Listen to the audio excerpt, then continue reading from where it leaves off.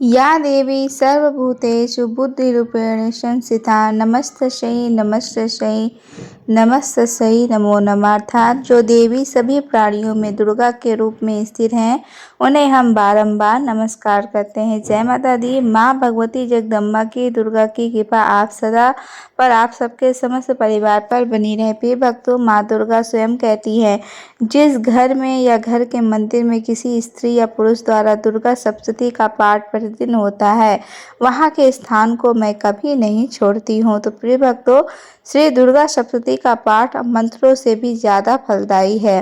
तो आप सब अपनी मंगल कामना के लिए, विपत्ति व्यधाइयों से रक्षा के लिए और धन संपदा प्राप्ति के लिए श्री दुर्गा सप्तशती का पाठ रोज करें। ओम दुम दुर्गाय नमः। प्रिय भक्तों, आज नवरात्रि का 5वां दिवस है और आज हम सुनेंगे दुर्गा सप्तशती का अध्याय 9 और 10। प्रतिदिन अध्याय का पाठ करने से पहले कवच अंगला कलिक पढ़ना अथवा सुनना चाहिए। इसके बाद माँ दुर्गा की आरती और फिर क्षमा प्रार्थना यही क्रम प्रतिदिन रहेगा, क्योंकि ब्रह्मा जी ने स्पष्ट शब्दों में कहा है, यदि देवी कवच अगला कलिक के बाद श्री दुर्गा सप्तशती का पठन या श्रवण करें तो साधक की दिनों दिन उन्नति होती है। तो भक्ति भाव से मंत्र का उच्चारण कीजिए। ओम। तो चलिए ओम माँ दुर्गा का ध्यान करके सबसे पहले दुर्गा कवच का पाठ करते हैं। सबसे पहले विनियोग है ओम देवी चंडिकाय नमः, अर्थात माँ दुर्गा के चांडी रूप को हमारा नमन है। यह भगवान ब्रह्मा जी के द्वारा लिखा गया चांडी कवच है, जिसमें कुल 56 छद हैं। देवी चंडमुंडा दीर्घबंध देवता जगदम्बा माता इत्यादि का ध्यान करके हम इस दुर्गा सप्तशती के पाठ का प्रारंभ कर रहे हैं। मार्कंडेय जी ने कहा है कि पितामह, जो इस संसार में परम गोपनीय तथा सभी मनुष्यों के सब प्रकार से रक्षा करने वाला हो और जो अब तक अपने दूसरे किसी के सामने प्रकट न किया हो, ऐसा कोई साधन मुझे बताइए। ब्रह्मा जी बोले, ब्राह्मण, ऐसा साधन तो एक देवी का कवच ही है, जो गोपनीय से भी परम गोपनीय है, पवित्र तथा संपूर्ण प्राणियों का उद्धार करने वाला है। महामुने, उसे श्रवण करो। देवी की 9 मूर्तियां हैं, जिन्हें नवदुर्गा कहते हैं। उन्हें पृथक पृथक नाम बतलाए जाते हैं। प्रथम नाम होता है शैलपुत्री है, दूसरी मूर्ति का नाम होता है ब्रह्मचारिणी माता, तीसरी स्वरूप चंद्रघंटा के नाम से प्रसिद्ध है और चौथी मूर्ति कुष्ठमंड माता कहलाती है। 5वीं दुर्गा का स्कंद माता है। हे देवी के छठे रूप को कात्यायनी कहते हैं और 7वां कालरात्रि और 8वां स्वरूप महागौरी के नाम से प्रसिद्ध है।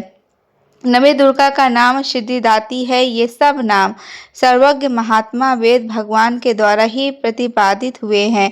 तो जो मनुष्य अग्नि में जल रहा हो, रणभूमि में शत्रु से घिरा गया हो, विषम संकट में फंस गया हो तथा जिस प्रकार भय से आतुर होकर जो भगवती की शरण में प्राप्त हुए हों, उनका कभी अमंगल नहीं होता है। युद्ध के समय में संकट में पड़ने पर भी उनके ऊपर कोई विपत्ति नहीं दिखाई देती है, तो उन्हें शोक, दुख और भय की प्राप्ति नहीं होती है। जिन्होंने भक्ति पूर्वक देवी का ध्यान किया हो, उनका निश्चय ही अभ्युदय होता है। देवर्षि जो तुम्हारा चिंतन करते हैं, उनकी तुम निस्संदेह रक्षा करती हो।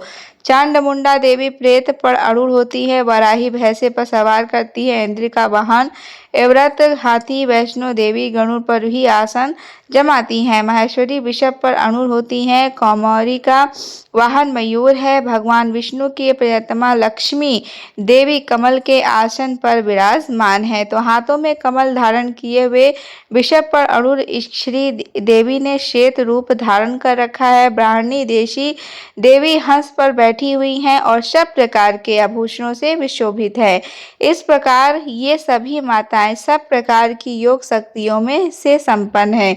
इनके सिवा और भी बहुत सी जो अनेक प्रकार के आभूषणों की शोभा से युक्त तथा नाना प्रकार के रत्नों से सुशोभित हैं। ये संपूर्ण देवियां क्रोध में भरी हुई हैं और भक्तों की रक्षा के लिए रथ पर बैठी हुई दिखाई देती हैं। ये शंख, चक्र, गदा, शक्ति, हल और मुसल, खेटक और तोमर, परशुपाश, कुत और त्रिशूल एवं उत्तम सरंग, धनुष आदि अस्त्र शस्त्र अपने हाथों में धारण करती हैं। दैत्यों के शरीर का नाश करना, भक्तों को अभयदान देना और देवताओं का कल्याण करना, यही उनके शस्त्र धारण का उद्देश्य है। महान रौद्र रूप, अत्यंत घोर पराक्रम, महान बल और महान उत्साह वाली देवी तुम महान हो। भय का नाश करने वाली तुम्हें नमस्कार हो। तुम्हारी ओर देखना भी कठिन है। शस्त्रों का भय बढ़ाने वाली जगदम्बे मेरी रक्षा करो। पूर्व दिशा में इंद्र शक्ति मेरी रक्षा करो। अग्निकोण में आग शक्ति मेरी रक्षा करो। दक्षिण दिशा में वाराही तथा नगर कोण में अठधारिणी मेरी रक्षा करो। पश्चिम दिशा में वाणिनी और दक्षिण कोण में मृग पर सवार करने वाली देवी मेरी रक्षा करो। उत्तर दिशा में कौमारी और ईशान कोण में शूलधारिणी मेरी रक्षा करो। ब्राह्मणे तुम ऊपर की ओर से मेरी रक्षा करो और वैष्णवी देवी नीचे की ओर से मेरी रक्षा करना। इसी प्रकार सबको अपना वाहन बनाने वाली चंड मुंडा देवी दासों दिशाओं से मेरी रक्षा करना। जया आगे से और विजया पीछे से की ओर से मेरी रक्षा करना।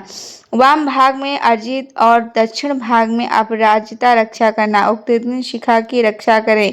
उमा मेरे मस्तक पे विराजमान होकर रक्षा करें। ललाट में मलाधारी रक्षा करें और यशवानी में मेरी भवों का संरक्षण करें। भवों के मध्य भाग में चितनेत्रा और नथुनों की यमघंटा देवी रक्षा करो। दोनों नेत्रों के मध्य भाग में संघिनी और कानों में दौर्वासिनी मेरी रक्षा करो। कालिका देवी कपोलों की तथा भगवती शंकरी कानों के मूल की रक्षा करो। नासिका में सुगंधा और ऊपर के ओठ में चंचका देवी मेरी रक्षा करो। नीचे के ओठ में अमृत कला तथा जिज्ञा में सरस्वती देवी रक्षा करो। कौमारी दांतों की ओर चंडिका कंठ प्रदेश की रक्षा करो। चित्त घंटा गले की घंटी की ओर महामाया तालु में रहकर मेरी रक्षा करो। कामकाशी डोरी की ओर और सर्वमांगला मेरी वाणी की रक्षा करो। भद्रकाली गिरवा में और धनुधारी रिष्टवंश में मेरी रक्षा करो। कंठ के बिहारी भाग में नीलग्रीवा और कंठ के नली में नल कुबेरी रक्षा करो। दोनों कंधों में खंडनी और मेरी दोनों भुजाओं की वज्रधारिणी रक्षा करो। दोनों हाथों में दंडनी और अंगुलियों में अंबिका रक्षा करो। श्लेषरी नाकों की रक्षा करो। कलेश्वरी कुचित अर्थात पेट में रहकर मेरी रक्षा करो। महादेवी दोनों स्तरों की ओर शोक विनाशिनी देवी मन की रक्षा करो। ललिता देवी हृदय में और शूलधारिणी उद्धार में रहकर मेरी रक्षा करो। नाभि में कामिनी और गुहभाग में गुहेश्वरी रक्षा करो। पुतना और कमलिका लिंग की ओर महर्षि वाहिनी गुदा की रक्षा करो। भगवती कटि भाग में और विदाशिनी घुटनों की रक्षा करना। संपूर्ण कामनाओं को देने वाली महाबला देवी दोनों पिंडलियों की रक्षा करना। नरसिंही दोनों घाटियों की ओर तेजस्वी देवी दोनों चरणों के पृष्ठभाग की रक्षा करना। श्रीदेवी पैरों की अंगुलियों में और तलवासिनी पैरों की तलियों में रहकर रक्षा करना। अपनी दाढ़ी को कारण भयंकर दिखने वाले दृढ़ काल के देवी नखों की और उद्र विकेशवी देवी केशों की रक्षा करना। रोम वालियों की छिद्रों में कुबेरी और त्वचा की वगश्री देवी रक्षा करना। पार्वती देवी रक्तमंजा वसा मांस हड्डी और मेद की रक्षा करना। हाथों की कालरात्रि और पित्त की मुकुटेश्वरी रक्षा करना। मूलाधार आदि कमल कोशों में विद्यापीठ देवी और कफ में चूड़ामणि देवी स्थित होकर रक्षा करना। नंख के तेज की ज्वालामुखी रक्षा करना। जिसका किसी भी मम से भेदन नहीं हो सकता, वह अभेद देवी शरीर की समस्त संधियों में रहकर मेरी रक्षा करना। ब्राह्मणी आप मेरे वीर की रक्षा करना। क्षत्रिय छाया की तथा धर्मधारिणी देवी की मेरे अहंकार मन और बुद्धि की रक्षा करना। हाथ में वज्र धारण करने वाली वज्रहस्ता देवी मेरी प्राण अपान व्यापान ध्यान उदान और सम्मान वायु की रक्षा करना। कल्याण से सुशोभित होने वाली भगवती कल्याण शोभना मेरे प्राण की रक्षा करना। रस रूप गंध शब्द और स्पर्श इन विषयों का अनुभव करते समय योगिनी देवी रक्षा करना तथा सत्व गुण, रोज गुण और तमोगुण की रक्षा सदा नारायणी देवी करें। बाहरी आयु की रक्षा करना, वैष्णवी धाम की रक्षा करना, ताकि चाकणी देवी यश, कीर्ति, लक्ष्मी, धन तथा विद्या की रक्षा करना। इंद्रणी आप मेरे गोत्र की रक्षा करना। चंडिके तुम मेरे पशुओं की रक्षा करना। महालक्ष्मी पुत्रों की रक्षा करना। भैरवी पत्नी की रक्षा करना। मेरे पथ की सुरफता तथा मार्ग की क्षेमकरी की रक्षा करना। राजा के दरबार में महालक्ष्मी रक्षा करना तथा सब और व्यस्त रहने वाली विजया देवी संपूर्ण भयों की रक्षा करना। देवी, जो स्थान कवच में नहीं कहा गया है अतएव रक्षा से रहित है, वह सब तुम्हारे द्वारा सुरक्षित हो, क्योंकि तुम विजयशालिनी हो, पाप नाशनी हो। यदि अपने शरीर का भला चाहो तो मनुष्य बिना कवच के कहीं एक बक भी ना जाए। कवच का पाठ करके ही यात्रा करे। कवच के द्वारा सब ओर से सुरक्षित मनुष्य जहाँ जहाँ भी जाता है वहाँ उसे धन लाभ होता है तथा संपूर्ण कामनाओं की सिद्धि करने वाली विजय की प्राप्ति होती है। और जिस अभीष्ट वस्तु का चिंतन करता है उसको निश्चय ही प्राप्त कर लेता है। वह पुरुष इस पृथ्वी पर तुलना रहित महान ऐश्वर्य की भागी होता है। कवच से सुशोषित मनुष्य निर्भय हो जाता है। युद्ध में उसकी पराजय नहीं होती है। वह तीनों लोकों में पूजनीय होता है। देवी का यह कवच देवताओं के लिए भी दुर्लभ है। जो प्रतिदिन नियम पूर्वक तीनों संध्याओं के समय श्रद्धा के साथ इसका पाठ करता है उसे देवी कला प्राप्त होती है तथा वह तीनों लोकों में कहीं भी पराजित नहीं होता। इतना ही नहीं, वह अमृत से भी रहित 100 से भी अधिक वर्षों तक जीवित रहता है। मकड़ी, चेचक और कोड़ आदि उसकी संपूर्ण स्थितियां नष्ट हो जाती हैं। कनेर, भांग, अफीम, धतूरे आदि तथा विष, सांप और बिच्छू आदि के काटने का चढ़ा हुआ जगम विष भी फेल हो जाता है। बनने वाला कृत्रिम विष्ण, ये सभी प्रकार के विष दूर हो जाते हैं, उनका कोई भी असर नहीं होता है। इस पृथ्वी पर मदन मोहन आदि जितने अभिचारिक प्रयोग होते हैं, इस प्रकार के जितने भी मंत्र यंत्र होते हैं, वे सब इस कवच को हृदय में धारण कर लेने पर उस मनुष्य को देखते ही नष्ट हो जाते हैं। यही नहीं, पृथ्वी पर विचरने वाले ग्राम देवता, आकाशचारी देवी, विशेष जल के संबंध से प्रकट होने वाले गण, उद्देश्य मार्ग से सिद्ध होने वाले निम्न कोटि के देवता, अपने जन्म के साथ प्रकट होने वाले देवता, कुल देवता, माला, कंठमाला आदि, डंकनी, संकनी, अंतरिक्ष में विचरने वाली भयानक डंकियां, ग्रह, भूत, पिशाच, यक्ष, गंधर्व, राक्षस, ब्रह्म, राक्षस, बेताल, कुष्ठमंड और भैरव आदि अनिष्टकारक देवता भी हृदय में कवच धारण किए रहने पर उस मनुष्य को देखते ही भाग जाते हैं। कवचधारी पुरुष को राजा के सम्मान वृद्धि प्राप्त होती है। यह कवच मनुष्य के तेज की वृद्धि करने वाला और उत्तम कवच का पाठ करने वाला पुरुष अपनी कीर्ति से विशोभित भूताल पर अपने सूर्य के साथ साथ वृद्धि को प्राप्त होता है। जो पहले कवच का पाठ करके उसके बाद सप्तती का, चंडिका का पाठ करता है, उसकी सब तक के वन, पर्वत और कानूनों अर्थात जंगलों सहित यह सब पृथ्वी ही रहती है। तब तक यहाँ पुत्र, पौत्र आदि संतान परंपरा बनी रहती है। फिर देह तक का अंत होने पर वह पुरुष भगवती महामाया के प्रसाद से उस नित्य परम पद को प्राप्त होता है जो देवताओं के लिए भी दुर्लभ है।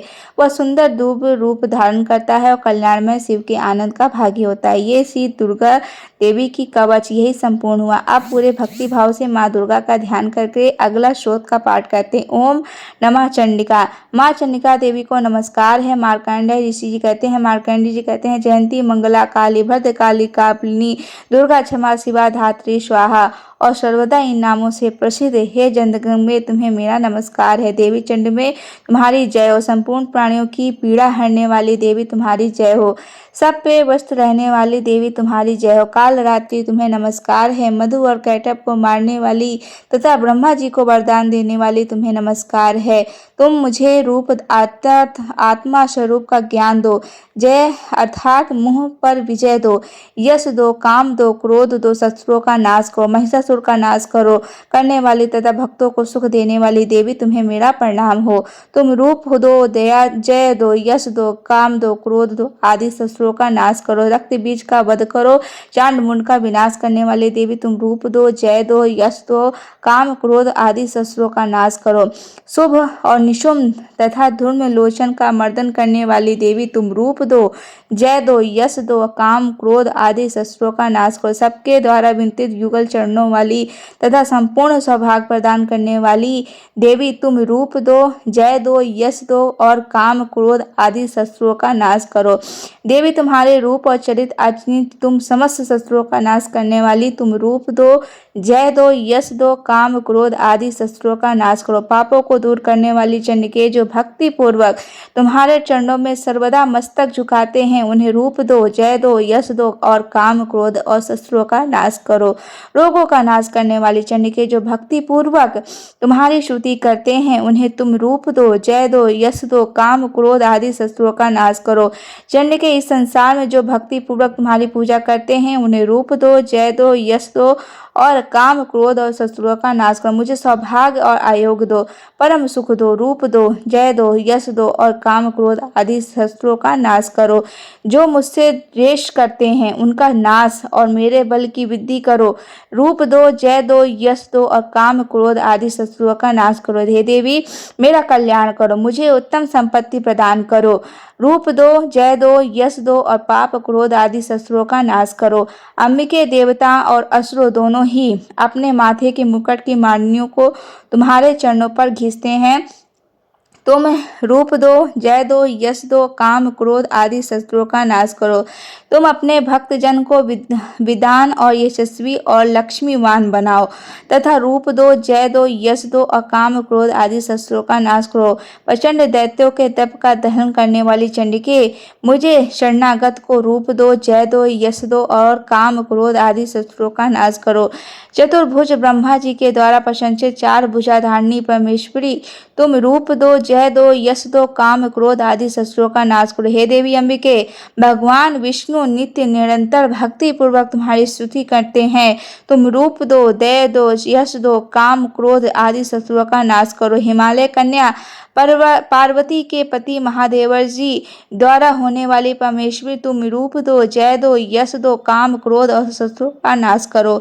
शचीपति इंद्र के द्वारा संदर्भ से पूजित होने वाली परमेश्वरी, तुम रूप दो, जय दो, यश दो, काम, क्रोध आदि शत्रुओं का नाश करो। प्रचंड भुज दंडों वाले दैत्यों का घमंड चूर करने वाली देवी, तुम रूप दो, जय दो, यश दो और काम, क्रोध आदि शत्रुओं का नाश करो। हे देवी अंबिके, तुम अपने भक्त जनों को सदा असीम आनंद प्रदान करती रहो।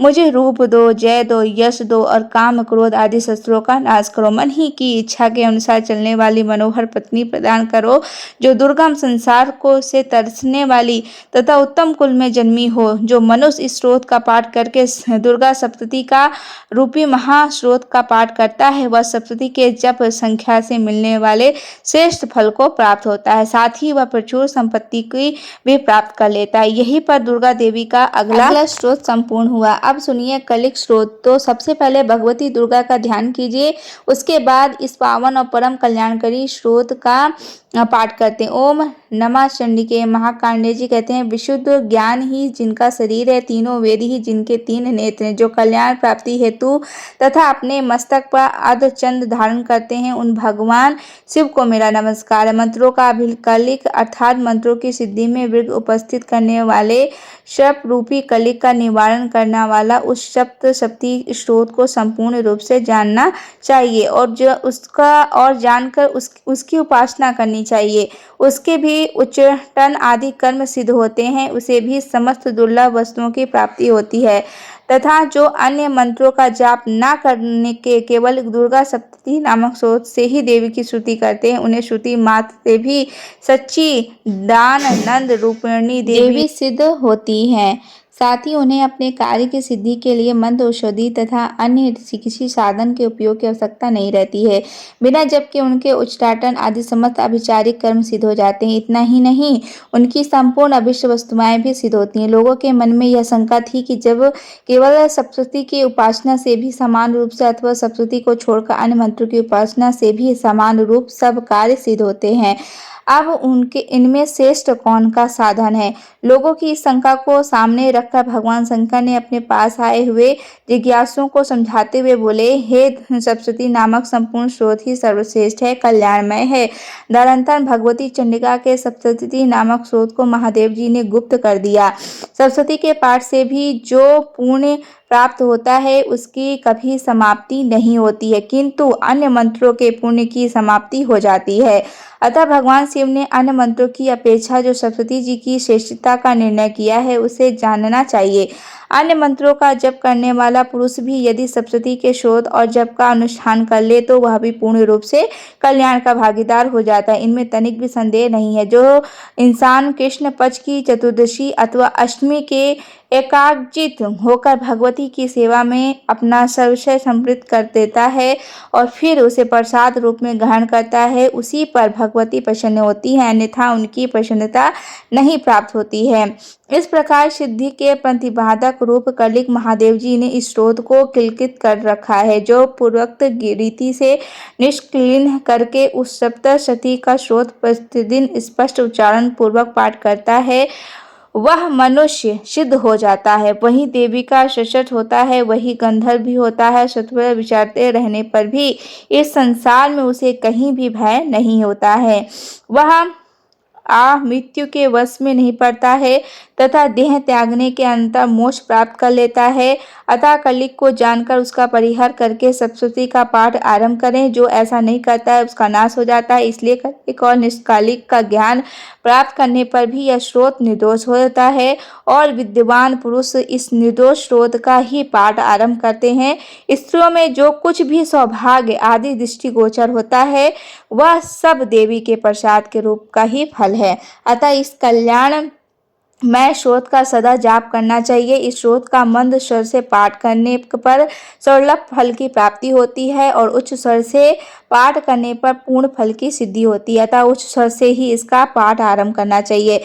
जिनके प्रसाद से ऐश्वर्य सौभाग्य आयोग संपत्ति शत्रुनाश तथा परम मोक्ष की भी सिद्धि होती है उस कल्याणमयी जगदम्बा की स्तुति करना चाहिए। अपने मन में ध्यान करते हुए आज के अध्याय का श्रवण करें। इस अध्याय में निशुंभ का वर्णन किया जाता है। नवा अध्याय का पाठ रहता है संतान प्राप्ति के लिए किया जाता है, पुत्र प्राप्ति के लिए या संतान के संबंधित किसी भी परेशानी के निवारण के लिए दुर्गा सप्तशती का 9वां अध्याय का पाठ किया जाता है। इसके अलावा संतान की उन्नति प्रगति के लिए तथा किसी भी प्रकार की खोई हुई अमूल्य वस्तु की भी प्राप्ति के लिए भी 9वें अध्याय का पाठ करना उत्तम होता है। यह आपकी मनोकामना करने में संपूर्ण करता है। राजा ने कहा, भगवान अपने रक्त बीज के वश से स्वतंत्र रखने वाला देवी चरित्र का यह अद्भुत महात्म्य मुझे बतलाया है। अब उस रक्त बीज के मारे जाने पर अत्यंत क्रोध में भरे हुए शुभ और निशुंभ ने जो कर्म किया है उसे मैं सुनाना चाहता हूँ। ऋषि कहते हैं, राजन, युद्ध में रक्त बीज तथा अन्य दैत्यों के मारे जाने पर शुभ और निशुंभ के क्रोध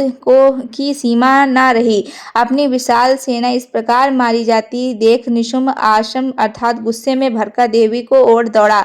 उसके साथ असुरों की प्रधान सेना थी। उसके आगे पीछे तथा पृष्ठ भाग बड़े बड़े असुर थे जो क्रोध से ओठ चबाते हुए देवी को मार डालने के लिए आए। महापराक्रमी शुभ भी अपनी सेना के साथ मित्र गणों से युद्ध करके क्रोध वश चंडिका को मारने के लिए आ पहुंचा।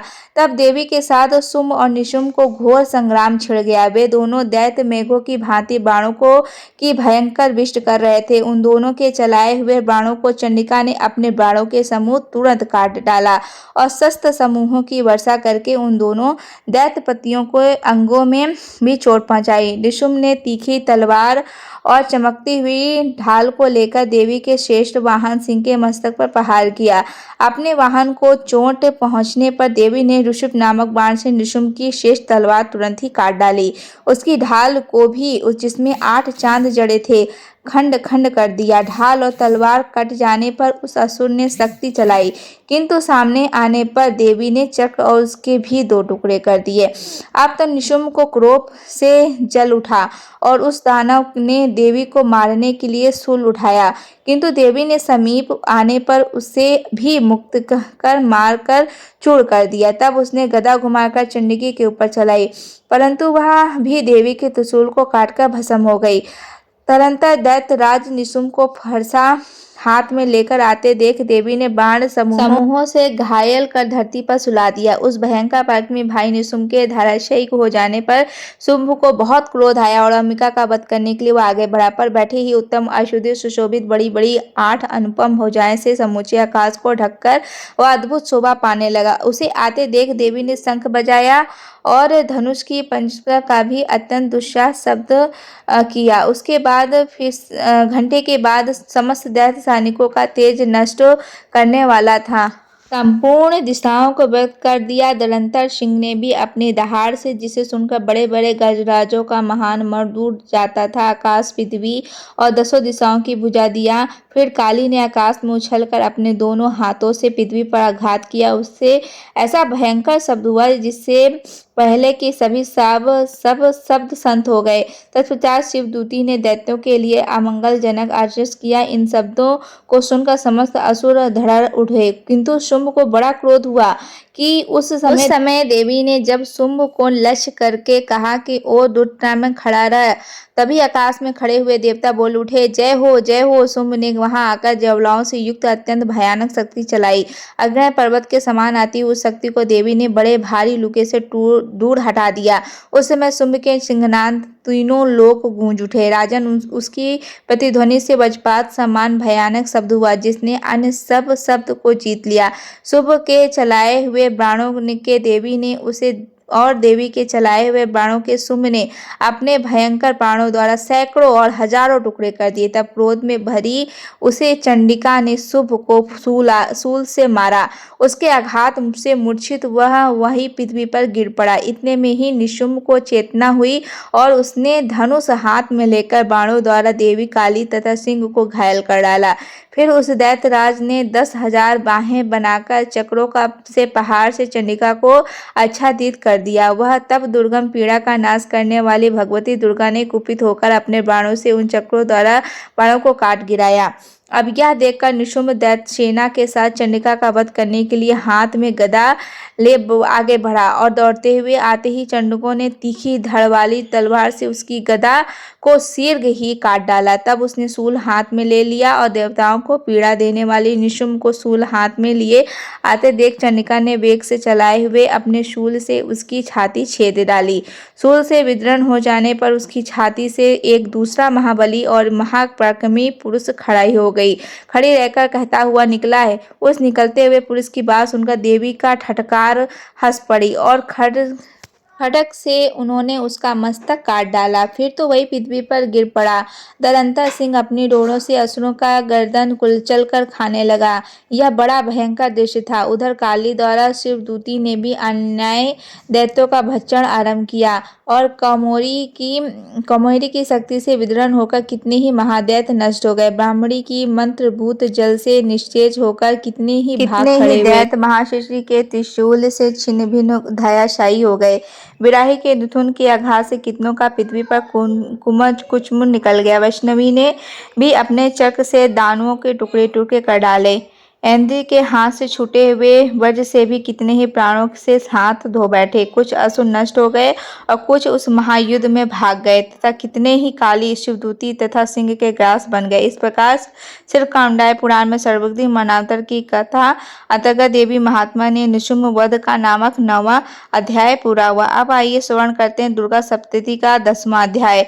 अगर संतान गलत रास्ते पर जा रही है तो ऐसी भटकी हुई संतान को सही रास्ते पर लाने के लिए 10वां अध्याय सर्वश्रेष्ठ है। अच्छे और योग पुत्र की कामना के साथ अगर 10वें अध्याय का पाठ किया जाए तो योग संतान की प्राप्ति होती है और प्राप्त संतान सही रास्ते पर चलती है। ऋषि कहते हैं, राजन, अपने प्राणों के समान प्यारे भाई निशुम्भ को मारा गया देख तथा सारी सेना का संहार होता जान शुंभ ने कुपित होकर कहा, दुष्ट दुर्गे, तू बल के अभिमान में आकर झूठ मूठ का घमंड न दिखा।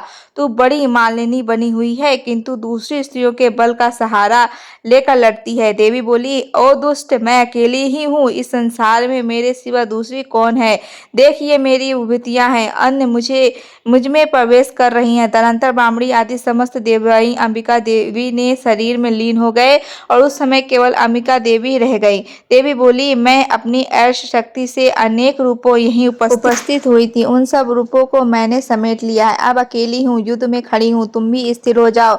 ऋषि कहते हैं, तदनंतर देवी और शुंभ दोनों के देखते ही देखते भयंकर युद्ध छिड़ गया। बाणों की वर्षा तथा तीखे शस्त्रों एवं दारुण अस्त्रों के पहाड़ से कारण दोनों ने सैकड़ों दैत्यों, अंबिका देवी ने सैकड़ों दैत्य का अस्त्र छोड़े और उन्हें दैत्यराज शुंभ ने उनके निवारक अस्त्रों द्वारा काट डाला। इसी प्रकार शुंभ ने भी जो दिव्य अस्त्र चलाए, उन्हें परमेश्वरी ने भयंकर हुंकार, सत्य के उच्चारण आदि द्वारा खिलवाड़ में भी नष्ट कर डाला। तब उस असुर ने सैकड़ों बाणों से देवी को आच्छादित कर दिया और यह देख क्रोध में भरी हुई उन देवी ने भी प्राण मारकर उसका धनुष काट डाला। धनुष कट जाने पर फिर दैत्यराज ने शक्ति हाथ में ले ली, किंतु देवी ने चक्र से उसके हाथ की शक्ति को भी काट गिराया। तत्पश्चात दैत्यों के स्वामी शुंभ ने 100 चांदी वाली चमकती हुई ढाल और तलवार हाथ में ले ली। उस समय देवी पर धावा किया। उसके आते ही चंडिका ने अपने धनुष छोड़े हुए तीखे बाणों द्वारा उसकी सूर्यकुंडियों के समान उज्ज्वल ढाल और तलवार को तुरंत काट डाला। फिर उस दैत्य के घोड़े और शरती मारे गए। धनुष तो पहले ही कट चुका था, अब उसने अंबिका को मारने के लिए उद्यत हो भयंकर मधुर हाथ में लिया। उसे आते ही देख देवी ने अपने तीक्ष्ण बाणों से उसका मधुर भी काट डाला। तीस पर वह असुर मुक्का तान कर बड़े वेग से देवी को ओर झपटा और उस दैत्यराज ने देवी की छाती में मुक्का मारा और तब उन देवी ने भी उसकी छाती में एक जटा झड़ दिया। देवी का थप्पड़ खाकर दैत्यराज शुंभ पृथ्वी पर गिर पड़ा, किंतु पुनः सहसा पूर्वता उठाकर हो गया। फिर वह उछला और देवी को ऊपर से ले जाकर आकाश में खड़ा हो गया। तब चंडिका आकाश में भी बिना किसी आधार के शुंभ के साथ युद्ध करने लगी। उस समय दैत्य और चंडिका आकाश में एक दूसरे से लड़ने लगे। उनका यह युद्ध पहले से सिद्ध और मुनियों के विस्मय में ढलने लगा। फिर अंबिका ने शुंभ के साथ बहुत देर तक युद्ध करने के पश्चात उसे उठाकर घुमाया और पृथ्वी पर पटक दिया। पटक जाने पर पृथ्वी पर आने के बाद वह दुष्कर्मा दैत्य पुनः चंडिका का वध करने के लिए उनकी ओर बड़े वेग से दौड़ा। तब समस्त दैत्यों के राजा शुंभ को अपनी ओर देखते देवी ने त्रिशूल से उसकी छाती छेदकर उसे पृथ्वी पर गिरा दिया। देवी के शूल की धार से घायल होने पर उसके प्राण बिल्कुल उड़ गए और वह समुद्रों, द्वीपों तथा पर्वतों सहित समूची पृथ्वी का कांपता हुआ भूमि पर गिर पड़ा। उसका दुर्गात्मक मर जाने पर संपूर्ण जगत प्रसन्न हुए और पूर्ण स्वस्थ हो गया तथा आकाश स्वच्छ दिखाई देने लगा। पहले जो उत्पन्न सूतक, मेघ और उल्कापात होते थे, वे सब शांत हो गए तथा उस दैत्य के मर जाने पर नदियों पर ठीक मार्ग से बहने लगी। उस समय शुंभ के मृत्यु के बाद संपूर्ण देवता हृदय हर्ष भर गया और खुश हो गए और